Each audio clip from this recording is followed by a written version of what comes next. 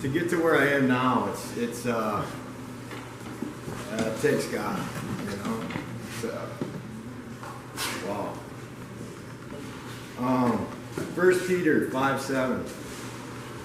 Casting all your anxieties on him because he cares for you. Man, does he ever. You know, I've been, just a little bit about myself. I've been in prison over 10 years, homeless, addictions, methamphetamine, alcohol, weed, addiction in relationships, using people, manipulation, at its all-time high, you know. And I'm going through some things now, you know, fighting to get my daughter back and getting her involved in my life more, having a place for her to go, you know. And I'm going to tell you a story about when I was younger. I've always believed in God. My dad was a newborn Christian with my mom, and she was reading a word upstairs, and this demon, I don't know if anybody's seen Ghost, that movie Ghost. There's some demons coming out of to get them people, you know. And this is one of my mom's thing coming out of the wall. She runs downstairs scared, and my dad and my uncle are in the kitchen. And my dad's like, yeah, it came floating into the kitchen and came right through, went through the refrigerator and into the wall, and it was gone. Never seen. My mom died 5 years later, you know, after she had us kids, and 3 of us. And I think there's a reason behind that, you know, for me and my sister to be born, and she wasn't right with God then, you know, and she died a believer, thank God. Amen. And she's in heaven now, but, you know, I always thought back to that story, and my dad told me as soon as I got old enough to hear the story, you know, to accept it. And that's been an ongoing thing in my addiction and bad times in my life. I'll think back to that story. And you just know God is real. You know, there's God, and the devil is real too. You know, there's been a lot of bad times, and going through prison and things like that. You know, in and out of the hole and things like that. Let me tell you where. I'm gonna start here. All my life, I believe that Jesus died for my sins. Does not mean I had a relationship with him. You know, I always knew I was going to heaven, but I didn't. My relationship wasn't like my relationship with the women that I was with. The relationship with my dad. You know, I didn't have a relationship with God. You know, until recently. I started talking to him and trusting him and relying on him, you know. He says to rely on him. You know, it's okay to ask him. He loves to bless us, you know. And he's blessed me, man. You know, with family that are here now. I mean, I got 4 family members here, you know. Amen. All my life, I believe that Jesus died for my sins. I remember when I was old enough to understand, my dad told me, my mom, I said I went through that. Here's where God brought me. Meth addiction, prison, and where I'm at now. I'm in a drug court right now. It's a program where people, instead of going to prison, they can do this drug court. And there's a lot of things you gotta jump through. You gotta call this line every day and see if you got a UA. You got certain programs you gotta do. I mean, how many chances these guys gave me at first, I was just like, put me in prison. I mean, I've done this over and over, I can do it again, you know? But there was something in me that just pulled me. Like, they put me in jail. There was this last time I used, over 14 months ago. And over 14 months ago was the last time I used. I went through detox, and I was in probably 2 or 3 different treatments at this time that I got through. You know, I just play the system, go through the loops, manipulate, you know, and get through it and graduate. And then I've always planned on using, you know. So I got through them treatments, went through detox, and I was still a little out there from using. My mind wasn't right, you know. So drug court came in, they arrested me from detox, put me in jail. And I'm in a holding tank, flipping out, kicking doors, yelling. And I had a Bible in that holding tank. And I opened it up and to Romans 7:21. So I find this law at work. Although I want to do good, evil is right there with me. You know, and this is such in most of our lives. You know, whenever there's a breakthrough, whenever there's something going, we always get that breakthrough and we get that happiness after we go through some trials. You know, and so I opened it up and I read this, and I'm like, Lord, I'm done. I'm done, God. I got on my knees and I prayed. Amen.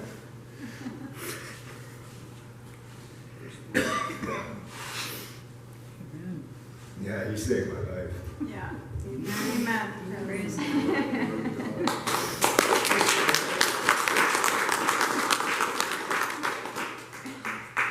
It wasn't drug court scaring me. It wasn't nobody scaring me. It was, I was ready for God, you know. And he's got big plans for us, you know. Amen.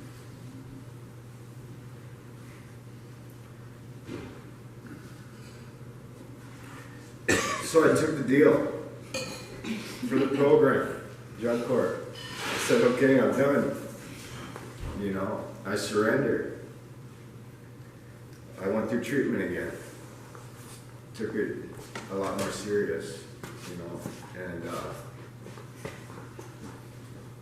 and I was serious about getting a relationship with my daughter, you know. And man, I took it, you know, I took it running, you know, and I really took advantage of their programs.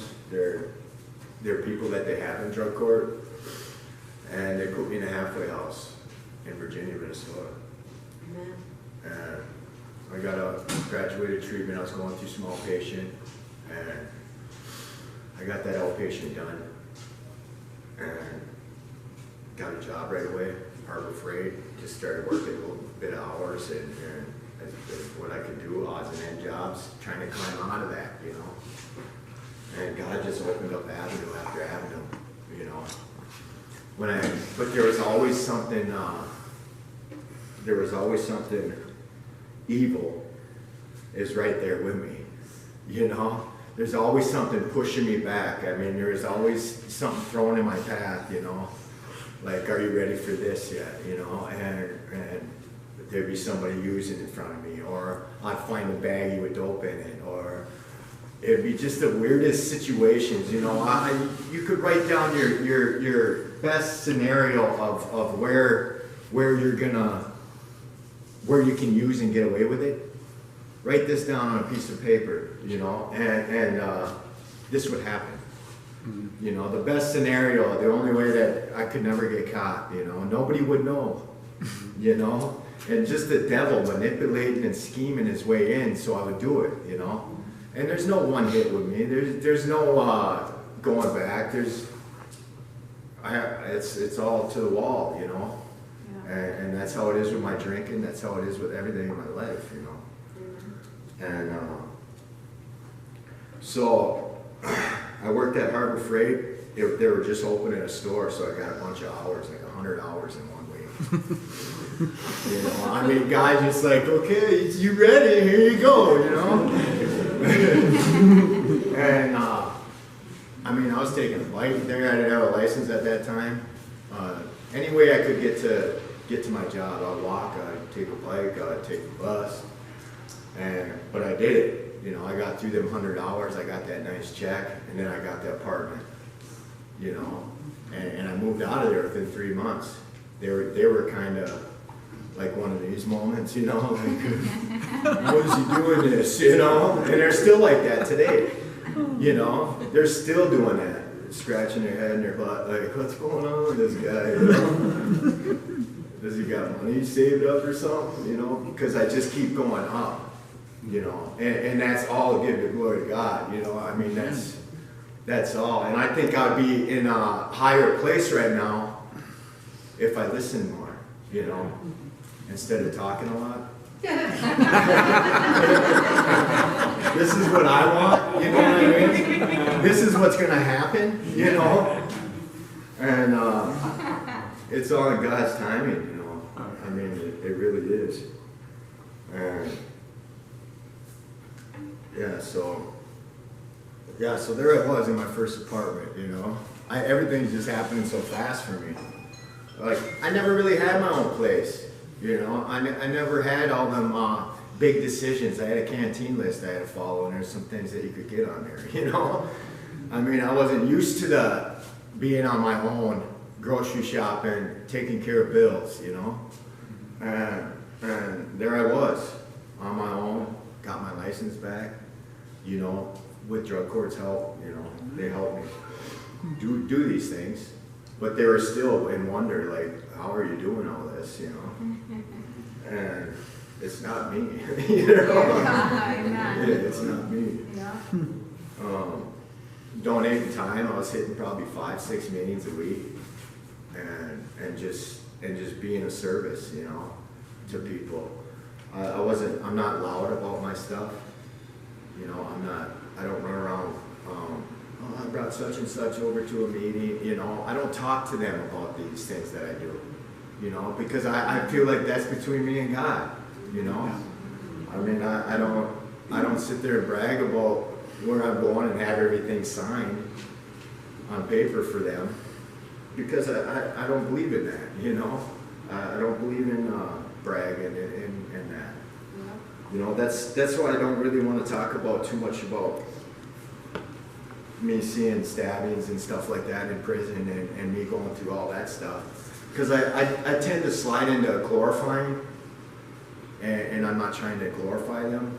You know, I'm trying to glorify what God's doing in my life. Amen. You know, because I mean, without Him, we couldn't be able to help people and to be on where we're at and where I'm at. You know, so I'm in that apartment. I've had that apartment for about 6 months. You know, and I'm kind of job hopping and wondering what God wants for me. You know, and so I started out doing construction. I was getting $19 an hour. You know, I had to drive an hour and a half, but I love the work. You know, I love construction and figuring things out, and you know, a little nip off this board over here would make it slide in just perfect over there. You know, it's like, I love that, you know. And I had working with some good guys, but it was just not enough time for me to get to where I needed to be as far as relationship with God and my daughter. You know, and I was kind of losing myself a little bit, getting a little cocky. Yeah, a little cocky. I mean, that don't go with me, you know. But I could feel me, you know. So I started talking around. I started talking to my sister, my brother, and just, you know, hey, here's where I'm at. I don't know. I think I need to find something else, you know. And so Dan's like, well, we got an opening at the shop, and I'm like, I'll check an interview out. You know, but I'm probably not going to be able to, they ain't going to match the pay. I never welded in my life, you know. I mean, there was a couple times there I was set up a thing in his garage and I'd run a bead, you know, but I mean, that's about it. You know, I never really welded. And I'm like, like, okay, God, well, God, whatever. Well, 2 months go by, and I just had it. You know, I'm not getting nowhere with my daughter. I mean, I'm getting her on and off here and there. And just that household is, it's messed up where she's at. I got to really start taking this serious, you know. For once in my life to be serious, you know. And so I took the job offer. It was $5 less, but I did it, you know. And God took care of me. Amen. He took care of me, man. I got it. You know, you just want to give up so much, you know, because you get used to it. I get used to giving up. Just put me back in prison, you know. And the pride just gets in the way with me, you know, sometimes. And but I stepped aside from that, and a breakthrough happened. You know, get my daughter pretty much every weekend. She's so excited to come see me. I'm not boring anymore. Yeah, we go out and do things. I mean, we're just, you know, she's my little sidekick. You know? And my first big dad moment, you know. She's got a friend over, and they're playing upstairs, and she bites her. And this was actually Marissa's daughter. She bites her, and I'm like, I'm outside, and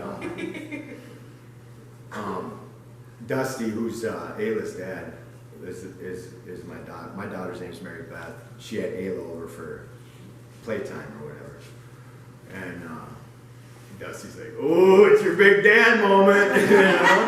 And I'm walking up the steps like, you know, what am I gonna do, you know? I wanted to call Dan and Trish so bad, man. You know, what do I do in this situation? You know? I got in there, her little innocent face, you know. I'm like, oh, let's go to Dairy Queen. It wasn't, I had to put her in time out. I had to give her a stern talking to, and, you know, it wasn't right. I wanted her to apologize. She is so stubborn, man. Wonder where she gets it from. She is stubborn. But man, seeing her is like seeing God, you know, in a way. You know, it's just like how forgiving. I mean, I haven't been a part of her life for so many years. And she just looks at me with so much love and guidance, you know. And if I don't become a better man every day for her, you know, and myself, and for God to use me, you know, I'm so nervous about being up here. This is really the first time I've told anybody about my life, you know. Yeah. So you guys should feel special. All right, we're going again. Okay. Like, even though now I got a house in Hibbing, and my daughter's like 5 miles away, my work is a block away, and God's, I'm paying the bills, you know, taking care of the bills and getting less money, you know. It's so easy that I get rabbit trail down these paths of negativity, you know, as it's not gonna, I'm not gonna work out. It's not gonna, I'm just gonna end up going back to prison anyway. I got 6 cases right now that I'm not looking at too much time, but it's enough time to mess everything up, you know. So I took the drug court deal, and I've been on drug court for about 16 months now.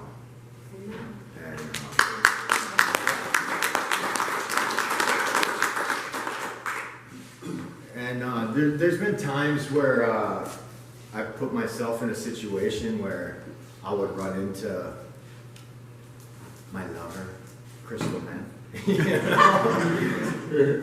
Yeah, and and I fought through it and got through it and learned from it. You know, I didn't pick it up and I didn't do anything with it. You know, and there's troubled times when you try to pick the phone up and it weighs too much. You know, you don't think anybody else is going through what you're going through at that time. You know, whether it's depression, anxiety so high that you don't even want to leave the house. You know, you don't even want to go to work sometimes. You know, it's good to pick that phone up anyway, and just to, even if they don't even say nothing, just to have them listen. You know, and I've been learning to do that more and more now. It's and that's a blessing too, because God works through us, you know. And you never know where you're gonna hear that next message. You know, from somebody that you meet picking up on the road, or somebody you see at the meeting that you don't even know, but you have a conversation with them. You'd be surprised on what you hear. Like I've been hearing some strong things through people that, what is it, a message through somebody that's like symbolic or whatever, you know, it's like, God, you sure you want me to go to college for counseling, or, you know, just stuff like that, you know, a CD counselor, and you know, I know God's got bigger plans, and I just got to be ready for it and trust Him. Yeah. You know, I mean, I love this. I looked up something. I wanted to end with this.